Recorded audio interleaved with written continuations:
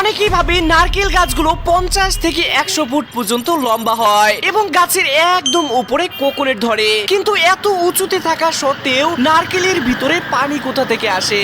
আসলে প্রতিটি গাছ মাটি থেকে পানি শুষে নিয়ে সূর্যের আলো দিয়ে বড় হয়। তাছাড়াও বেশিরভাগ নারকেলের গাছগুলো এমন জায়গায় জন্মায় যেখানে আশেপাশে প্রচুর পরিমাণে পানি থাকে, তাই যখনই নারকেলের পানির প্রয়োজন হয় তখন সে শিকড়গুলিকে সিগন্যাল পাঠায়, যার ফলে শিকড়গুলো অসমোসিস নামক একটি প্রক্রিয়ার মাধ্যমে মাটি থেকে পানি শুষে নেয় এবং নিচে থেকে উঠে উঠে গাছের সমস্ত অংশে ছড়িয়ে যায় আর শেষ পর্যন্ত নারকেলের ভিতরে ঢুকতে থাকে। তবে এই তরল দীর্ঘদিন থেকে সাদা নরম টিস্যুতে পরিণত হয়ে এইরকম দেওয়াল তৈরি করে। আর এখন আপনি জানলে অবাক হবেন, সম্ভবত এইসব কারণেই আল্লাহ তাআলা সূরা আর রহমানের মধ্যে বলেন, হে জিন ও মানব জাতি, তোমরা আমার কোন কোন নিয়ামতকে অস্বীকার করবে? তাই সে মহান আল্লাহ তাআলাকে ভয় করুন এবং নামাজের দিকে ফিরে আসুন।